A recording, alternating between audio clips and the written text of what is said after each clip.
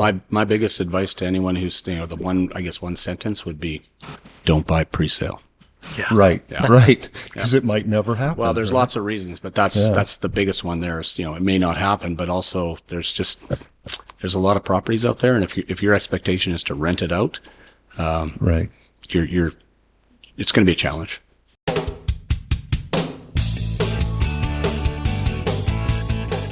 Welcome to Expats Like Us, a co-production with Me Vida Margarita, exploring the world of U.S. expat life in Mexico.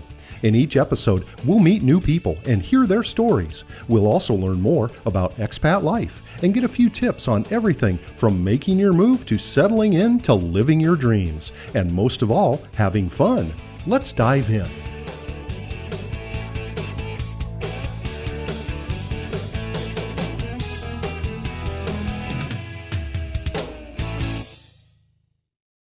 I'm your host, Bob Bussey. And I'm Chris Kowalski, and we are friends and expats who in the summer of 2021 sold our possessions, retired from our jobs, and made the move to Mexico.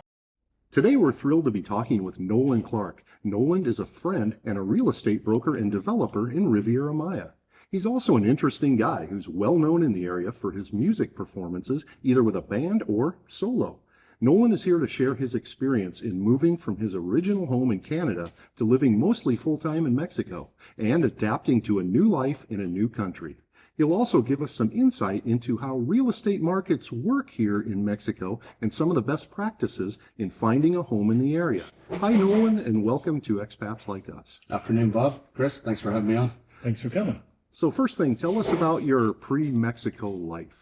So, yeah, as you mentioned, I'm from Canada. I grew up in Vancouver, and I moved to the interior British Columbia. I spent about 15 years there. I had a 25-year career in the IT field, doing various things from education at a local college to database development and application development, things like that. I moved in the fall of 2015, so I've been here a little over 8 years. I always had a love affair with Mexico. The first time I got here was, I'd say, 1990 or something like that, and I went to Mazatlan, and I really enjoyed the culture, the people, obviously the food, and the climate, all things Mexican. But I started a family early in my life, as an adult, and so it took a while. And then had some tragedy happen in my family, and a divorce happened. So that was kind of the impetus for me saying, okay, it's time to go. Check it out. And what was the process of making the move from Canada to here? What was that like for you? Well, it was relatively simple. I had just been divorced, so I was restarting in Canada. I didn't have a whole lot of items that I had to sell. I had a home that I'd purchased, and I ended up just, finding kind of a roommate guy who would, take care of the place. I sold a lot of my possessions, and when I got down here, I had a house that I had purchased in around the 2008, and so it was a relatively soft landing. I came down with my backpack with some T-shirts and shorts, a laptop, and my guitar. And that was it. Yeah. So did you start real estate as soon as you got here, or did you start music? So I started I wasn't sure what I was going to do, and I brought the laptop, but I really didn't want to jump back into the IT environment. Someone did offer me a position doing some work with their hotel, but the rate I was going to be asking for was, she said, well, that's what doctors make. So it kind of it fell apart there. I could have done some contract work for companies in Canada that I knew, but I really didn't want to, so I kind of held off. I started playing guitar at a local restaurant here weekly, and it was very interesting because just about every time I played, I'd do a set, 9-10 songs, and I'd put the guitar down, and somebody would wave me over and offer to buy me a beer and ask me, well, what are you doing over here playing guitar in this little, sleepy little town? So I would mention that, I just moved to the area and I had a house, that I'd purchased years earlier. And the question was always the same. Well, what do you know about the real estate market? So real estate actually it really did fall in my lap. So how have you adapted your personal lifestyle to living in a... Great question. It's not a foreign country to you anymore, but Yeah. at the time, a foreign country. So, well, things like, I don't wake up to an alarm. Those are the things that I think are the nicest. I wake up when the sun wakes me up, and, the birds. I don't commute 9 to 5 anymore. So things like that. Obviously, I've had to learn Spanish, which after 8.5 years, I'm pretty good at it. I can get by for sure. Yeah.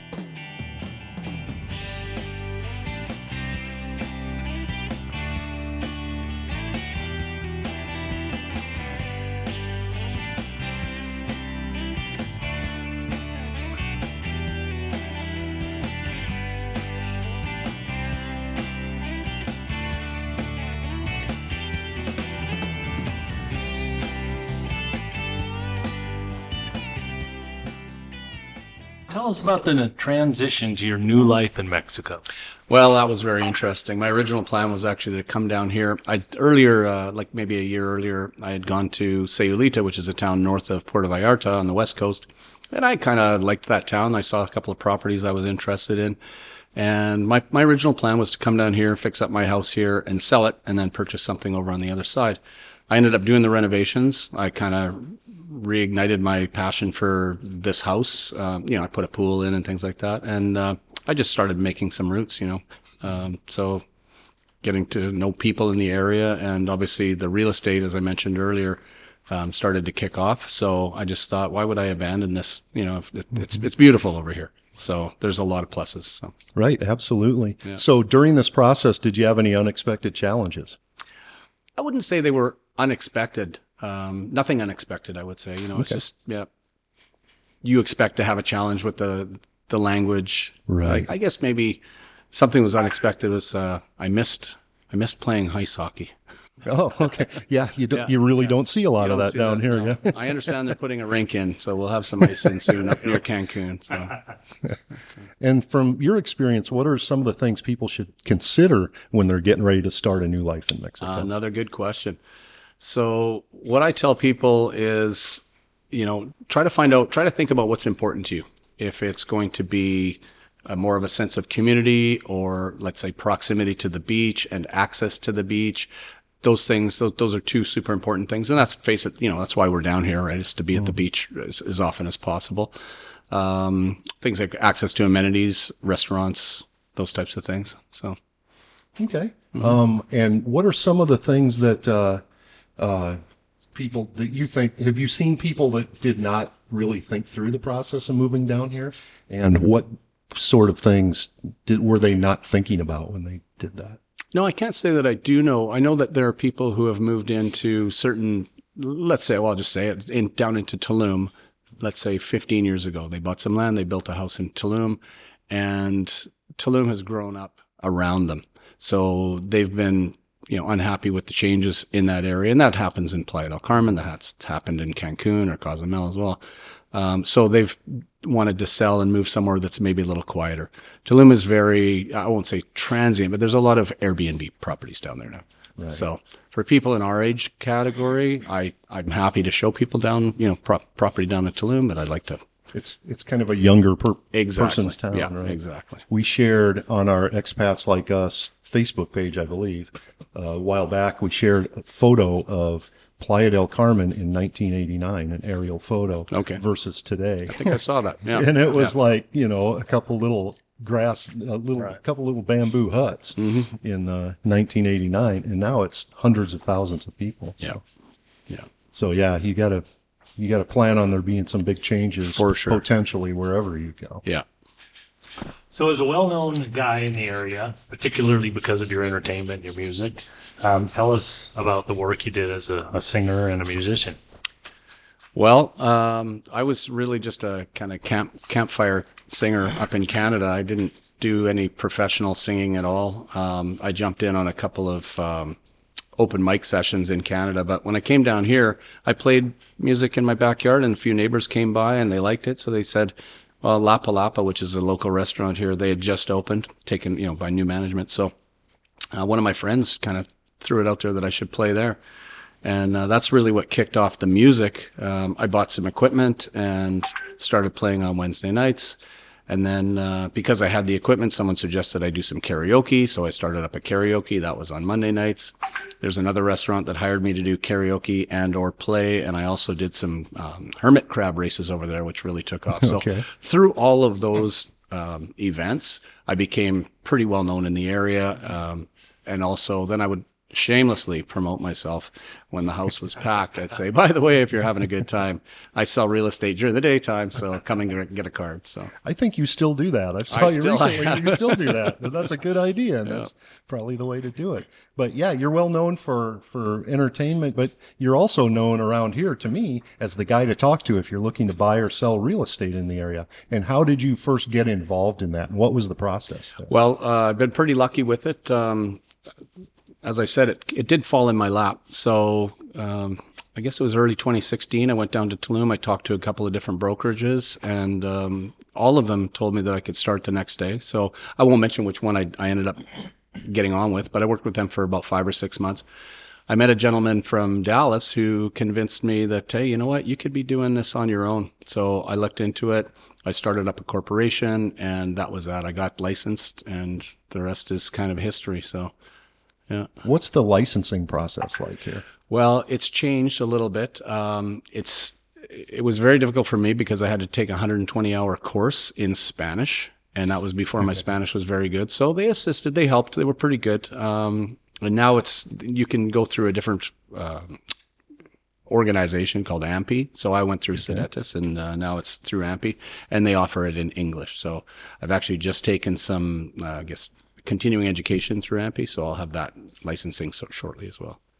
I've heard in the area there's a lot of people that present themselves as real estate agents, but they're not actually licensed. Is that something that you see or that you come across? Oh, absolutely. I call them the bicycle real estate agents. So when I, first would put an ad out on, a couple of the different pages, and somebody would call me and say, oh, I've got a property that might fit. And I'd say, oh, let's meet at a coffee shop or somewhere. Okay. And then I'm waiting outside and they roll up on their bicycle. I'm not kidding you. So, licensing is required here in this state and in Baja California Sur, but I think that's it. These two, and maybe Mexico State as well. So is there a way that one of our viewers, if they were looking for a property, that they can make sure that they're dealing with a license? Eventually. That's what we're trying to move forward with, is actual, requesting, let's see your license, let's move forward from that. I do remember that when I first got the idea of moving down here, we had a friend that have a friend now still, that lives in Playa del Carmen. And she said, oh, if you want me to hook you up with a house or something, let me know. She goes, in Mexico, everybody's a realtor. Well, that's true too. And I always remember that. And then, so now when I see people who are realtors say they're realtors, I always wonder, Yeah. But we know that you're the real deal. So yeah, and I've been very lucky, like I said, through just word of mouth in the area. It's a small community. It's a very good, tight community. So I've been very lucky. Yeah, very good. So do you sell, or are some of your clients Spanish speaking people, or is it mostly okay? Yeah. I've dealt with, but it's a small percentage. I would say fewer than 10% of my clients have been Mexican or Spanish speaking, but there are a few. Okay. So what's the current real estate market like here in Riviera Maya? That's a really good question. Right now is high season, so it's hot, I guess. I've sold 4 properties in the last 5 weeks. So the first 5 weeks of 2024, got 4 properties sold or under contract anyways. COVID was kind of weird, so everything just kind of was stalled during the COVID years. And then the year when COVID was done, I sold 3 or 4 times more property than I ever had. And then last year was a little slower. It was kind of got back to normal. So there is a high season and a low season. There's a cycle here. So right. And it kind of mirrors the tourist season precisely. cycle. Yeah. People come down, they know they're going to buy, or they're thinking about buying, and they time their vacation with that purchase. Okay. Process, yeah. I got a couple questions about this development here that you're currently working on. Yeah. So how does it work? Are they solar powered? Is there CFE here? Do they have wells? Do they have Yep. So welcome to Haven Executive Estates. Yes. Yeah, it's a bit of a snooty name, but Haven is a gated community, 7 single family lots, good size, 13,000 plus square feet. We do have CFE at every lot line brought in. Each lot has its own well as well. And we do a closed-in septic system. Okay. So the septic chamber has 5 antechambers or subchambers for water separation. It has a biodigester, which is a requirement by law. And it has basically just a holding chamber for the gray water, the final gray water with a pump. And that pumps out into enclosed planters. So a planter with a bottom and sides that's sealed, and it runs, several dozens of meters. So basically the water flows out from your house and eventually into your planters, and then just gets absorbed or evaporates. Oh, okay. So it's kind of a whole little ecosystem you Yeah, got going it doesn't on go there. back into the cenote system below. Oh, good. Okay. What about the water that you bring into your house? Yeah, Where so does the water is pulled up from the cenotes, and that's why we're very careful with what we put back out of the house, right? So we don't Right. want to contaminate the water that we're pulling up into the house. So describe what a cenote is, because people listening to this might not know. Cenote is really just a term for the underground water, but the cenotes themselves are typically thought of as the openings where the ground has caved in. There's very few lakes or ponds here, so cenotes, as you guys know, are where the land has kind of fallen in, and now you can see the water flowing. It's crystal clear normally because they get a lot of flow, and it's super clean water because it's been filtered. So when it rains, it goes straight into the cenotes, which Okay. are probably Right. 50 feet below the Right. ground level. I read somewhere the other day that Mexico does not have any navigable rivers because of the landform that's so high in the central and it's so low on the coast that there's no, the rivers are either too fast or in this area, they're underground. Last year I visited Chiapas and I did see a river. There was a beautiful, the valley there is spectacular. Oh, If you're okay. going to go on Cool. vacation, I would definitely recommend checking that out. So we could have taken the boat tour, which actually goes up a navigable river, or we could take the road. We chose that road, and we went up, and just you're 2,000 feet above I don't know, 1,000 feet. You're way up there, anyways, and you're looking down, and just the views were spectacular. Right. So I think there are, but for sure here in the Yucatan, I wouldn't think there's any navigable rivers. Right. Yeah. So as far as the real estate market here, tell people what's kind of the low end of a house that you can get and what that would cost and what would be included with that, all the way up to, middle range to high end. Okay, so where I bought my first house in Mexico in 2008 was a little community called Chanchamoil. I still have property for sale there for $110,000, and that is a basic 2-bedroom, 1-bath house. It's got a front yard, backyard. There's no HOA there. The house itself is about 650 square feet, and it would need some work. So you might be able to pick it up for $100,000 USD. Everything I talk about in dollars in as far as money goes is going to be in USD. Okay. And that's kind of the starting point, I would say. Okay. Typical sales for me are condos in the Tulum Country Club, where you guys, are your area.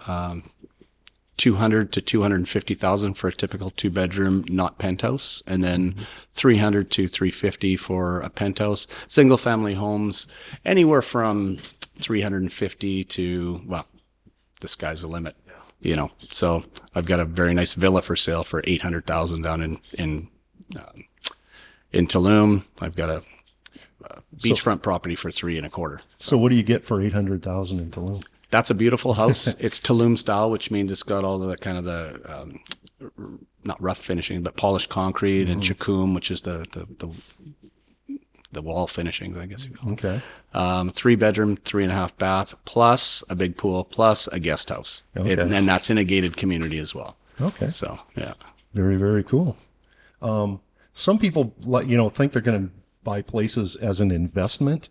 Do you recommend something like that, or is that a good thing or a bad thing? Loaded question. There are some opportunities, but generally speaking, they tend to get people will overpromise the return on investment potential, and that's what gets people excited, and they make the mistake of purchasing without really working through the numbers. I tell people to be very careful, interview several different vacation rental management companies, because that's really who you're going to hand it over to. You're going to buy a property, you're going to give it to a vacation rental management company who will be promising you probably higher returns than you're going to see. Ask to maybe interview 1 or 2 of their clients as well, and maybe have them pick them at random if they can. It's always better if you can augment through your own social media or your own networks, through work or wherever, if you can augment it, the advert or the promotion of your property. So I think it's a realistic expectation to expect that your property may be net zero. And what I mean by that is you'll have enough rentals through the year that your HOA, all of your payments, will be covered by the rental. So HOA and your property tax, which is negligible here, and your utilities, internet, etc. So. Okay. You got anything, Chris? Um, is it better for an expat to rent or own, would you say?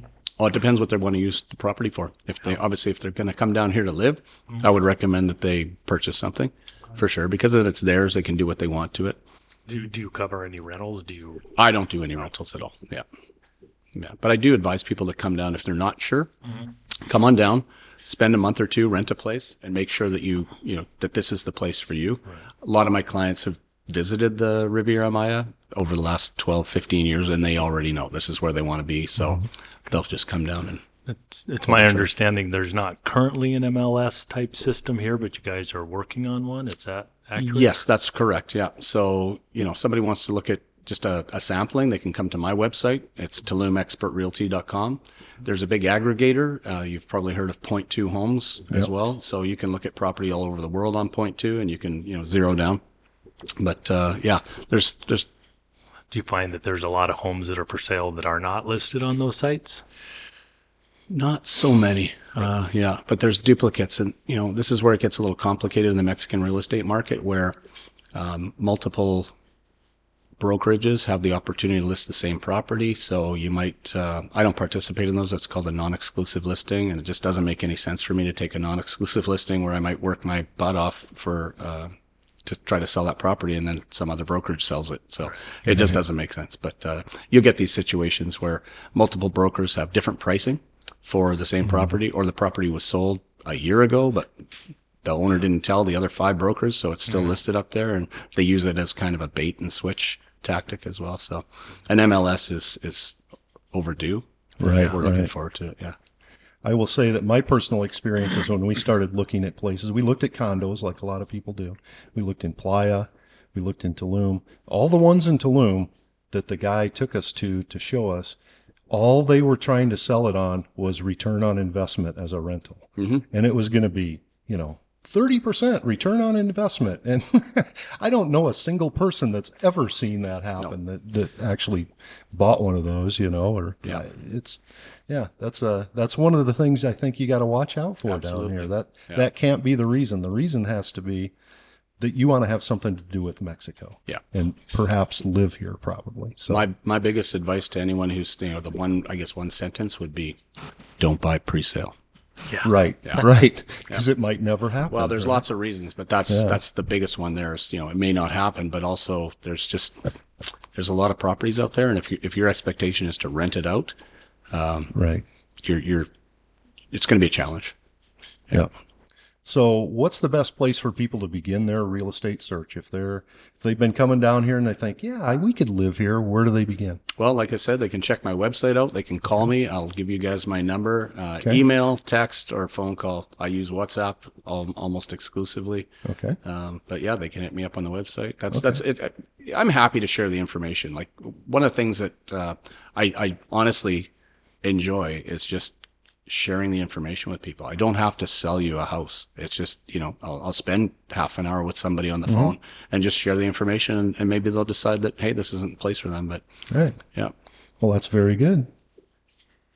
I was going to say, so as an expat, what are your favorite things about living here, and what are your least favorite things? I was going to mention earlier, comprobante de domicilio. So this is one of the things that I try to teach people. Comprobante de domicilio, you guys probably know, is proof of address. And that's one of the challenges. And it just seems that, I joke with people that sometimes you need to bring your comprobante de domicilio to buy a loaf of bread. That's an exaggeration. Right. It just seems like... we know how that goes, right? You're trying to get something done, and you just don't have the right paperwork. Oh, do you have a copy of your passport? Yep. Oh, but you need 2. Yeah. Today you need 2. Okay, so there are some frustrations. I'm not sure. I love the beach. My girlfriend and I have a sailboat, so we go sailing a lot. We'll hit Cozumel and do things like that. So just the outdoor living. There's a lot to do. The golf course here is fantastic. Absolutely. Yeah, I can't say that I have one specific thing that I like the most. Not being cold. Yeah. I guess that's probably it. Yeah. Yeah. I think that's a big attraction for Chris sure. and I too. Yeah. I'll never be cold again. Yeah. Right. I will never shovel snow again is what I always say. So if you had a list of the top things people should consider when making the move, either just for themselves or buying property or whatever, what would those things be? So I would consider sense of community. That's probably number one thing. Do you want to be near people? You know, when you wake up in the morning, you look across the street, or, you know, the patio next door, or walking, you know, down the trail. Is that a new face, or is that someone that you've gotten to create a relationship with? Mm-hmm. So the transient nature. If you're buying down in Tulum, you're going to see a lot more because there are tons and tons of Airbnbs. So that's probably number one, is just what's more important to you, a sense of community, or is that important at all? Proximity to the beach and access to the beach. So how close are you to the beach, and how difficult is it to get onto the beach? Because not all places, even though you may be close to the beach, it might be a little more difficult to get on it. And then obviously, you know, things like amenities. We have a great pickleball community here. Right. There's tennis courts around here. We can go walking and cycling. And obviously the golf courses that pepper the area as well, and the beach, you know. Yeah. And I guess lastly would be things to do, and restaurants. So, and price. I guess that's the last thing too, right? So in some of those, the bigger centers, the prices are starting to go up. They're U.S. prices for sure.